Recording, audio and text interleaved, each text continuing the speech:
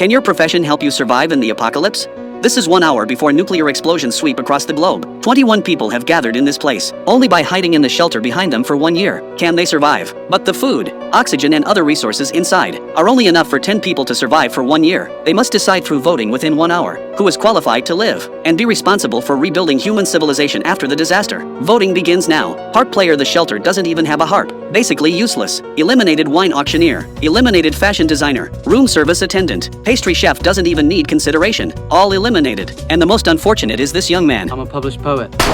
Those voted to stay are all doctors, electricians, carpenters, farmers, etc. These professions that have guiding significance for survival and reproduction. The last spot will be decided between the opera singer and the professor. But the problem is, according to the setting, the professor is a mysterious person, could be crucial or completely useless. After much deliberation, the students decide to take a gamble and choose the professor. But just as everyone is about to enter the shelter, suddenly several gunshots ring out. Running over to look, they find the professor has killed all the people who were just eliminated. They didn't want to face the agony of death by radiation.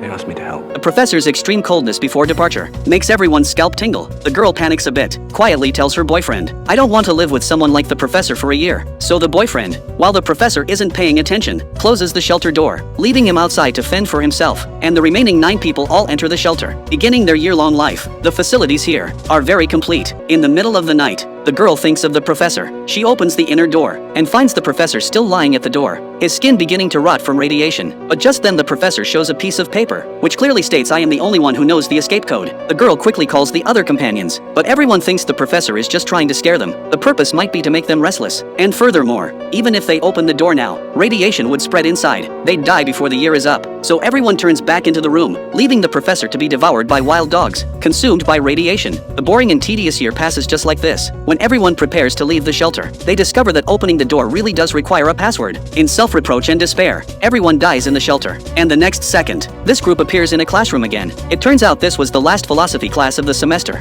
The professor created a large-scale thought experiment. Everyone failed this thought experiment exam, and the reason was that everyone ignored logic from the beginning, acting emotionally and excluding the professor. The professor now reveals his identity. It turns out he was the shelter's designer. The professor also knows everyone is unconvinced, so the second thought experiment begins again.